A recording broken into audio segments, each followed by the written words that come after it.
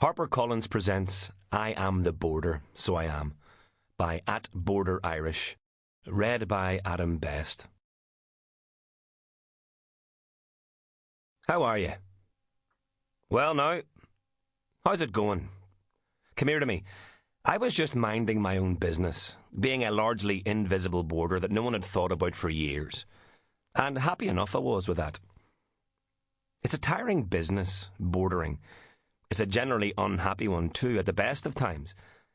But after decades of misery, there was me, semi-retired, a bit sleepy, carefree as a border can be. And then along comes Brexit. Brexit. The very word makes me a bit green. It caught me by surprise when it happened. You're probably the same yourself.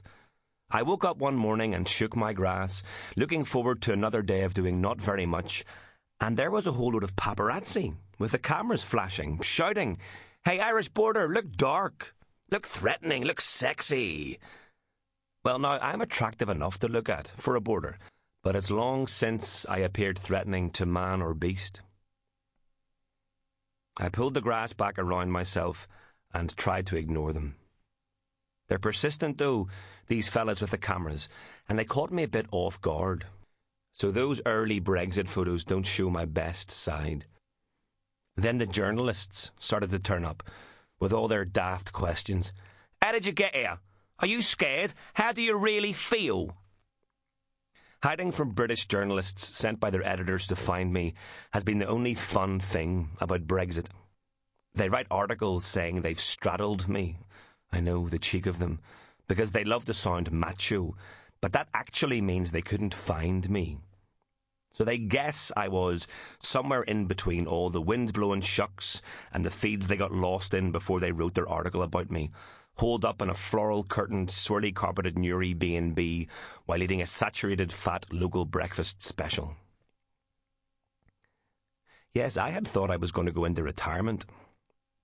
I'd imagined a nice little EU-funded museum of myself in a few decades' time, with a coffee shop and border-themed ice cream, but oh no, along came Brexit, like some gobshite taking its first driving lesson, crashing all over the place. I took one look at Brexit and says I to myself, if a stop isn't put to this soon, I'll be back to proper, full-on bordering again. And I am a bit old for that kind of thing. How old are you, border? I hear you saying, fictional listener.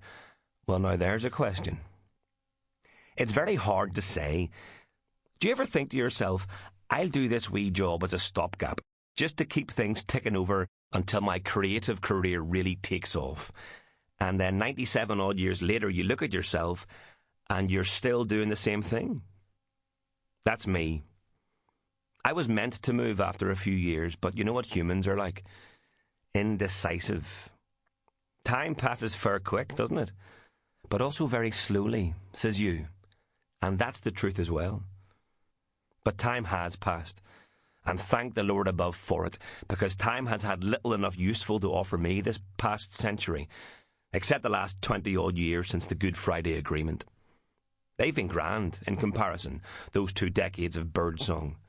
But, in hindsight, now that I put my mind to it and ponder recent events, maybe I was a bit too reclusive since 1998.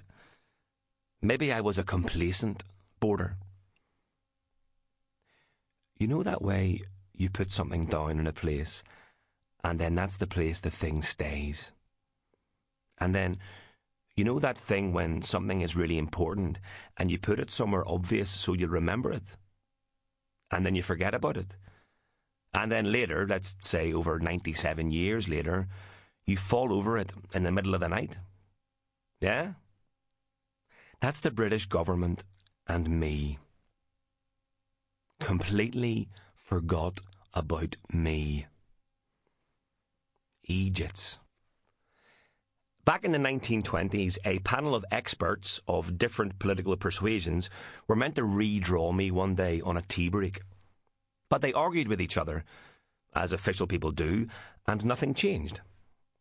It wasn't the first time, and by God, it wasn't the last time, that men in suits argued about where I should be, what I should... Sample complete. Ready to continue?